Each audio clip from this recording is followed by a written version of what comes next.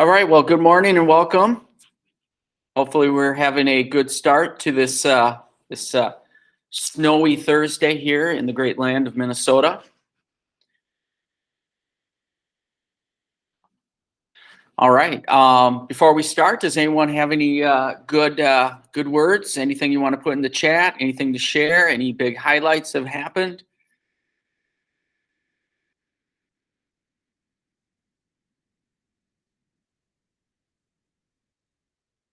Okay. All right, well, I made sure as I was coming to today, because I did drive into work today, I left just a little bit earlier. But the plows were out there and they were salting the roads and clearing the snow off them. So, Minnesotans, I think when it comes to this type of weather, we can handle it. We don't have the type of snow and the weather out east where they're getting blasted with those northeasters style of dumping of snow. But we know when we do get hit with a lot of snow and all that stuff that it's just a little inconvenience, but we'll get through it. Okay, so welcome today, and we'll continue with our First World War theme that we're continuing, and you are working on your total war activity. And so you can see this is our agenda for the day. I do want to spotlight some African-American doughboys, and they're going to be called the Harlem Hellfighters. And we may know a little bit about them. So hopefully I'll add something maybe a little bit new to it or just reinforce what you know. And then an issue I want to talk about is technology in the First World War, and primarily focusing on gas that's being developed at this time, and then give you some time to work on your total war activity, which I am pushing the deadline to Friday. So it gives you a little bit more time to work on it. And so you can do a fantastic job with that. All right. So the spotlight today is going to be on the African-American doughboys, and more specifically looking at the Harlem Hellfighters. But during the First World War, the American soldier was known as the doughboy. That's our nickname. And when we look at this conflict, initially the War Department, before we called it the Defense Department, the War Department limited enlistment of African-American soldiers. So as the war was breaking out, more African Americans were attempting to enlist, but the War Department had put a limit, and this is the era of segregation, Jim Crow in the United States, and so that played a role in the limiting. They enlisted for a variety of reasons, though. Many thought that this could lead to an end to segregation. And William Du Bois, prominent leader at the time, had actually advocated that African-American males enlist, put on the uniform, fight for the United States, attempt to make the world safe for democracy, and in return, hope that the barriers of Jim Crow, of segregation, would come down. That was the thinking, but we know it didn't happen. They made up about 9% of the soldiers, so you're looking at about 350,000 of them.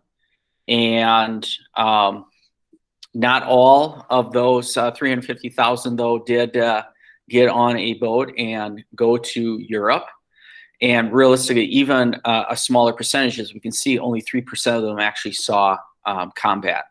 And when they did see combat, they may not have seen it being directed by U.S. officers, but more of European officers, French primarily. So African Americans did find themselves being drafted at a higher percentage, though. So even though they were limited in enlistment, when it came to giving draft exemptions, many African Americans were not getting the exemption and were just simply being drafted. So again, we have some discrimination practices perhaps playing a role here as well. African Americans, though, are going to serve in a variety of capacities: cavalry, infantry, signal, medical engineering, artillery units, as well as chaplains, surveyors, and truck drivers. But only 3% will see combat. And the troops, though, again, when we can talk about value, troops in many cases were being assigned to the French, and they will get decorated for their valor on the battlefield, and that made higher ranking U.S. officers uncomfortable, as well as our president uncomfortable by the types of awards that African American soldiers were getting. One group that stood out was known as the Harlem Hellfighters, and so I've got a little video clip on them that I would like to show. And another name for the Harlem Hellfighters is the 369th Infantry Regiment, and again, the vast majority of them are coming from New York. All right, so I got a little video clip here. Let's watch it and see if we got any kind of takeaways in regards to that. So let me unmute. Let me mute myself.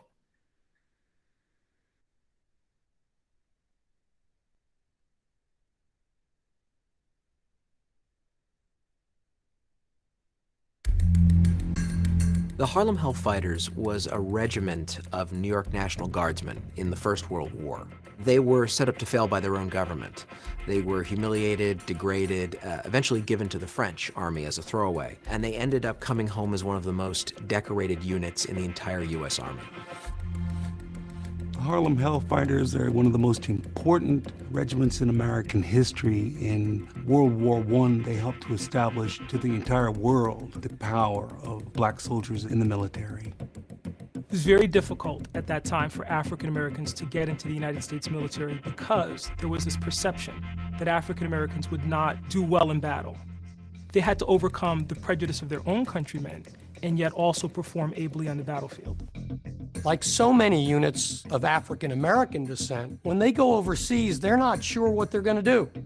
Are they going to fight as infantry? Or are they going to be stevedores and load ships?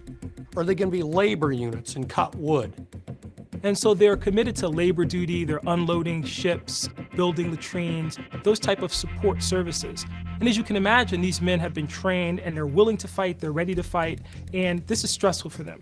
They were finally given to the French army, which in a way was an even greater insult because in the First World War, when the United States entered, General Pershing, the commanding officer, was very clear that American forces would not be fed piecemeal into the French and British army because the French and British wanted reinforcements, and Pershing said absolutely not. When Americans join this war, they will fight as an American force under an American flag led by an American general. ... except for the black guys. You can have them.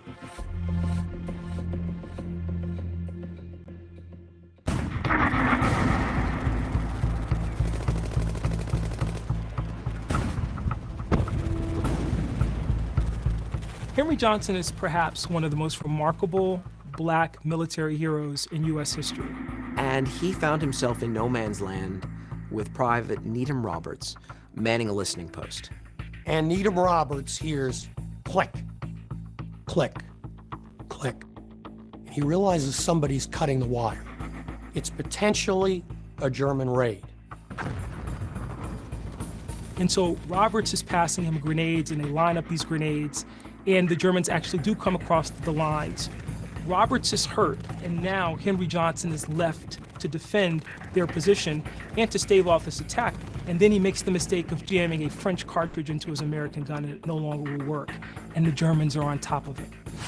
He then used his rifle like a club, and then he ended up fighting with a knife against the Kaiser's best and turned them. He's wounded in the fray. He's struck, for example, in the foot, and has a debilitating injury as a result. And he fights them off, he says, for what seemed like an hour. The Germans ran shrieking into the night, all because of one man. It's not until the next morning that people realize what a tremendous act this was. They discover 4 bodies of dead German soldiers. And they also realize from the equipment and other things that are left behind that as many as 30 may have been involved in this altercation. As soon as he drove off those Germans, the French awarded him with the Croix de Guerre, a great honor. Unfortunately, it took about 75 years for the US government to give him the Legion of Merit. Had he been white, he would have walked out of that war with the Medal of Honor.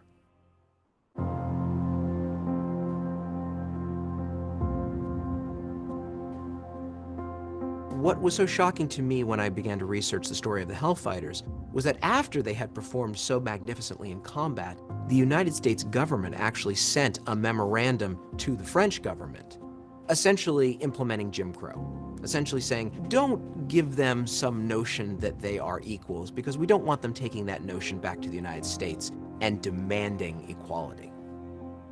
When they come back to the United States, he's not awarded the Purple Heart. There's no notation in his military record of his injury. And so he winds up not being able to work because of this injury. He doesn't get any kind of assistance from the Army or from the government as a result. And he ends up dying in 1929 penniless. So it again shows the paradox. Here's this great story of valor and of courage on the part of this soldier. And ultimately, he comes back to a nation that doesn't honor that sacrifice. We tend to think we all know American history so well that the story of the Harlem Hellfighters should be one of the first stories told. It wasn't about killing other people, it was about being Americans and serving their country well. That was the inclination of the Harlem Hellfighters. When you are African American in 1917, democracy is armor. Democracy is a weapon. And to fight for a war to make the world safe for democracy was something more than just some ethereal crusade for the Hellfighters. It had concrete results. They were fighting for the rights to be a citizen of the country that they were born in.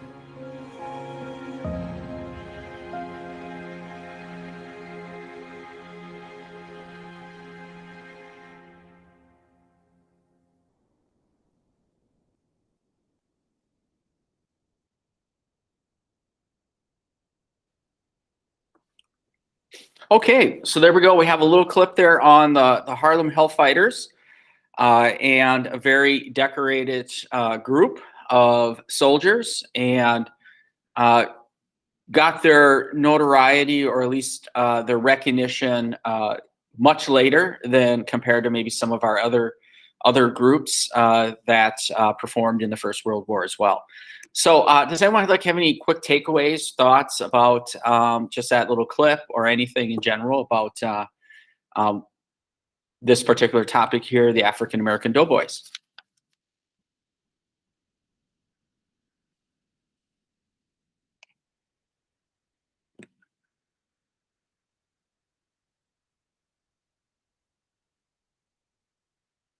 Okay. And so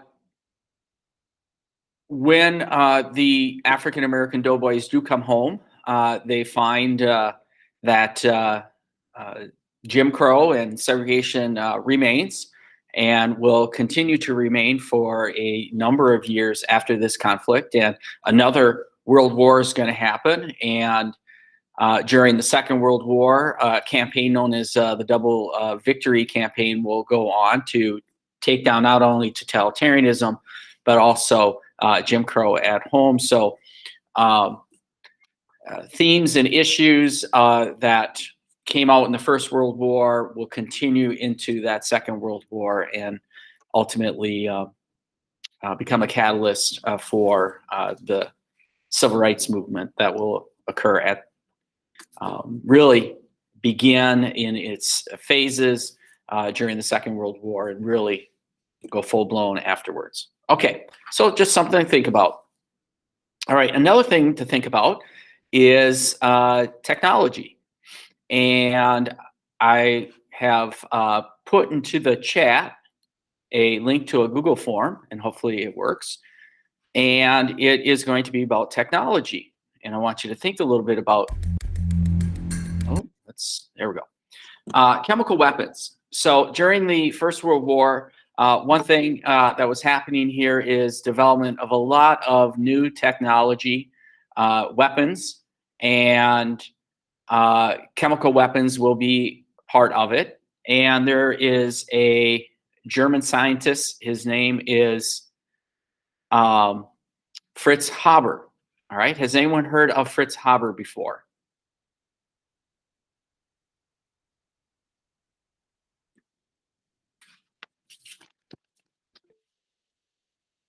I see a no. All right. Sometimes, someone surprises me and they'll say, yeah, we talked about Fritz Haber in chemistry class.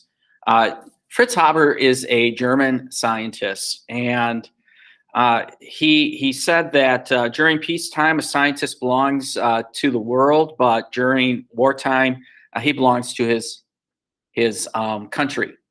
And Fritz Haber is known for developing gas, the gas weapon that's going to be used in the First World War. So he is the architect of it. And so he played a major role in the development of this non-ballistic use of chemical warfare. And he looked at this as a potential way to end the war. And so he's looking at it from that lens. And the first time it's going to be used is in 1915 at the Battle of Ypres in Belgium. And while he's working on the chemical weapons, he's also working on developing the gas mask with filters to protect against chemical weapons as well. So creating the deadly weapon, but also creating a mask to protect as well. And for developing this weapon, he's going to get an Iron Cross, which is a high honor in the military.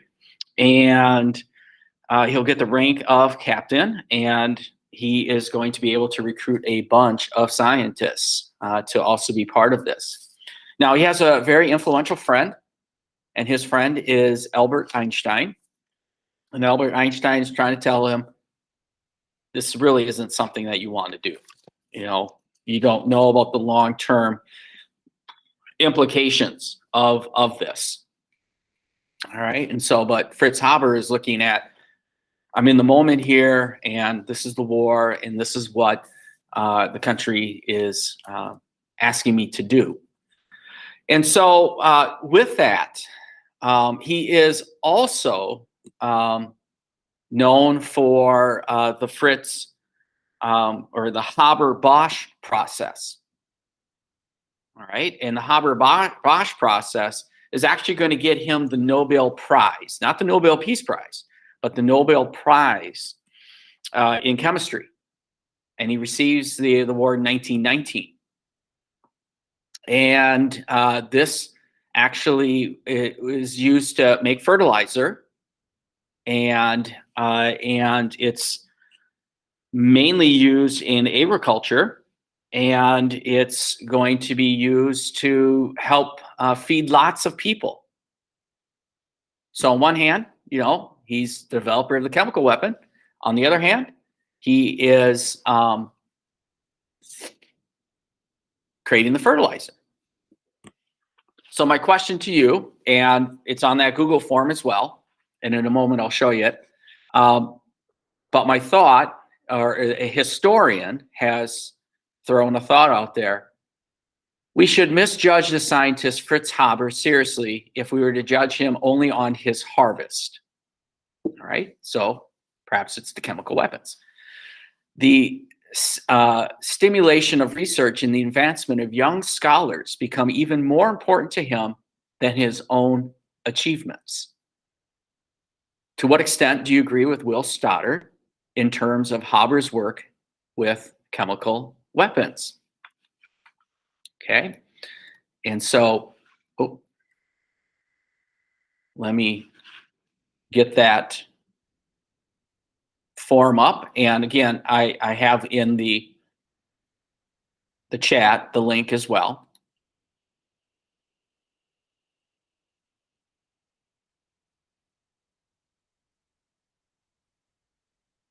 And so you can find this form in the week 2 folder.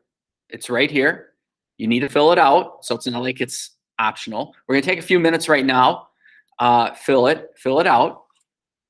And what it is looking for, again, here's the question: agree, judge him based on his complete body of work, lifetime of scientific inquiry, or disagree and judge him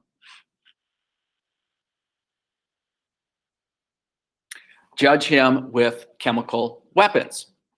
All right, so ultimately what you're looking at is, are you judging him based solely on what he did with chemical weapons, or you're looking at the complete body of work from what he has accomplished as a scientist over his lifetime, including the chemical weapons. All right, so I'm asking you, let's take about 5-10 minutes to address this, answer it, and then let's see what the results are.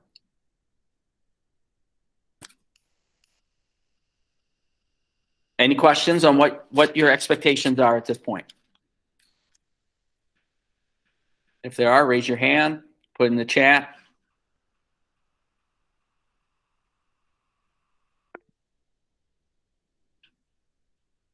All right, what's their question? What we're doing right now.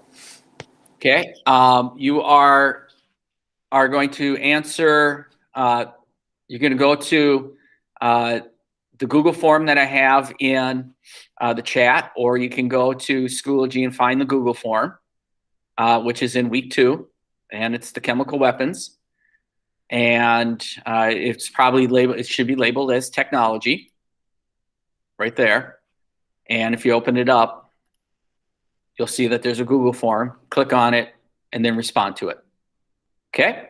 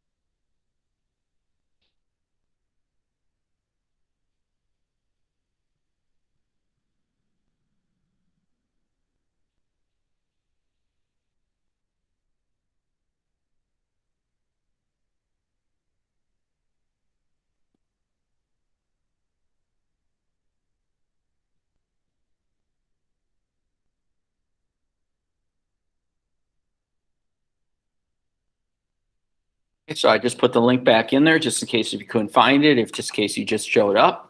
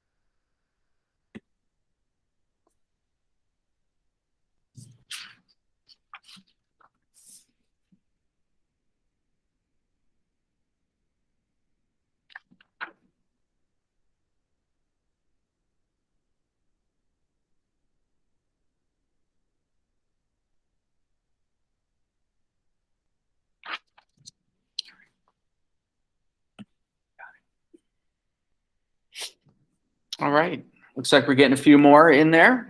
There's about 29 of us who are attending here, and so I'd like to see that number get a little bit higher. It'd be great. And of course, it all depends on how we view things. Do we view things in the lens of being gray and very open to interpretations, or do we view things black and white? It's this or that. It's up to you.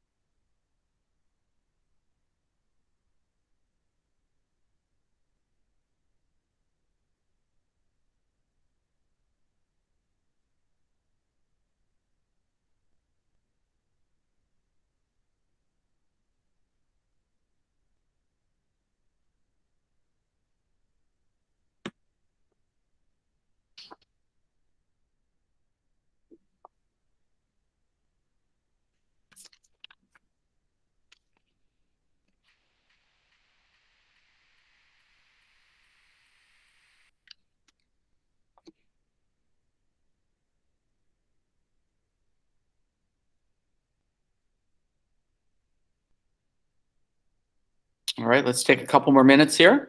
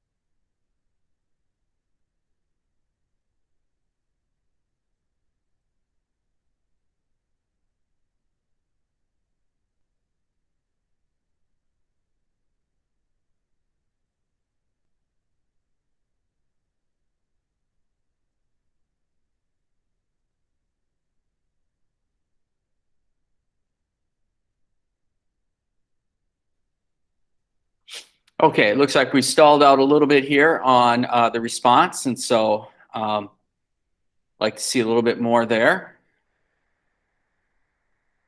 There we go. All right, we got some disagreement in there. All right. And so again, when we look at this, it really does depend on the lens, and we weigh a lot of factors.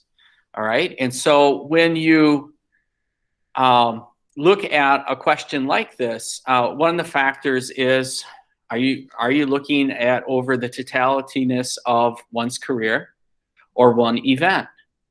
But also when we think about answering this question, what might be some other things that you take into consideration when approaching a question like this? Either put into the chat or unmute. You know, what went into your frame of thinking when answering this question?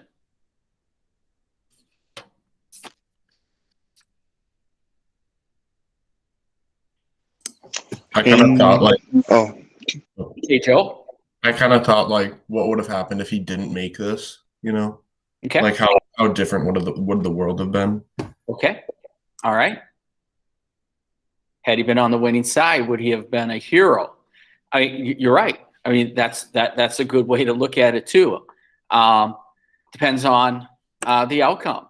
And I think we also, anyone else want to share, and appreciate those who have shared is right now. What also went through your thinking?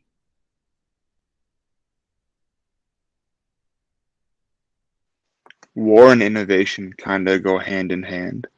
So when we have our best minds rushing to win a war for their side of the conflict, they also stumble upon better things for medicine, or in this case, fertilizer. They advance humanity by looking for ways to destroy it, which is sad, but it's been shown to work.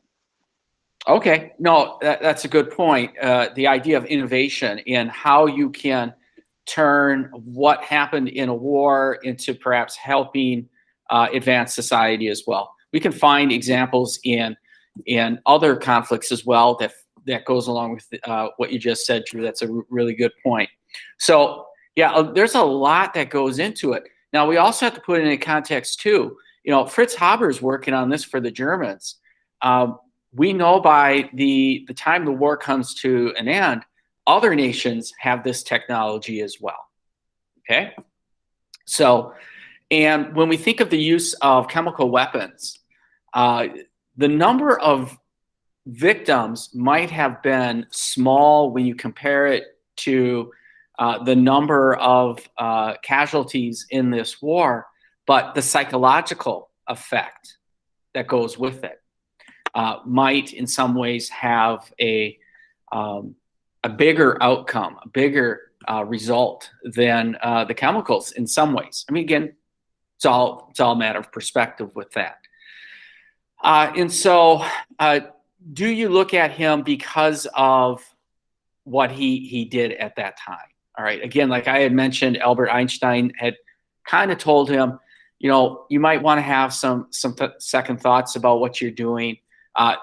That particular discourse between Albert Einstein and Fritz Haber actually was spotlighted in a miniseries that was put on National Geographic called Einstein. So if you get a chance to look at that miniseries, I would. And you got to remember also, Albert Einstein's the guy who sends a letter to FDR telling him that the Germans are working on atomic weapons, and it might be in the best interest for the Allies to go ahead and pursue that endeavor as well. So to kind of piggyback a little bit on what Drew was saying is war is creating innovation, and people are, nations are doing these things. And then we can look at, you know, the use of atomic weapons in the Second World War, as horrific, you know, it was. Then we look at how society changed as a result of it for the good. And then also you can look at it for the negative as well. Now, Fritz Haber, if I left out some details about this guy, and purposefully I left out some details about him. He was born in Germany, but more in Polish territory at the city of Breslau. And Fritz Haber happens to also be a German Jew. And we know that the final solution involved gas. And so here, the technology that was developed in the First World War is going to be continue to be refined and will be used in the final solution. Now, Fritz Haber did not become a victim of the final solution. He will die before it happens. He fled. He had to actually flee Germany in 1933 because Adolf Hitler rises to power. He becomes chancellor in 1933.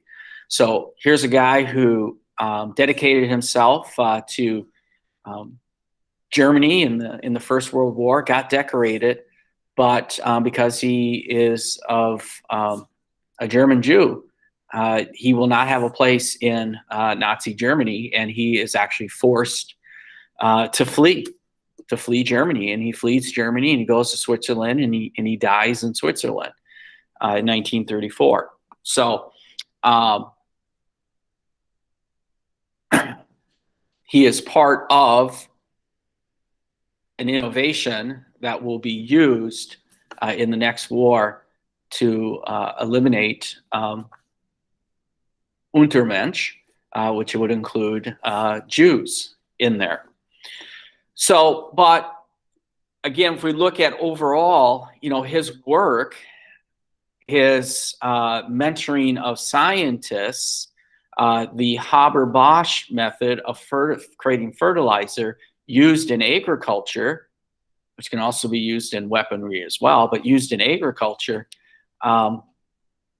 and saving thousands, if not hundreds of thousands of lives as people have access to food. There's a lot of balancing, a lot of weighing that goes into that decision. Okay. All right. Thanks to those who had participated and completed that, and make sure that you do complete this Google form. All right. Okay. So with that, do we have any questions on anything that we have discussed today?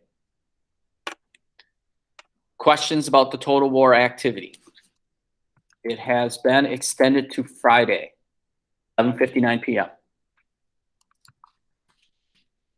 Now, that means, though, tomorrow in class, I'm going to move on to the topic of the impact of the First World War and the idea of collective security, but you still will have that day to wrap up that particular total war assignment.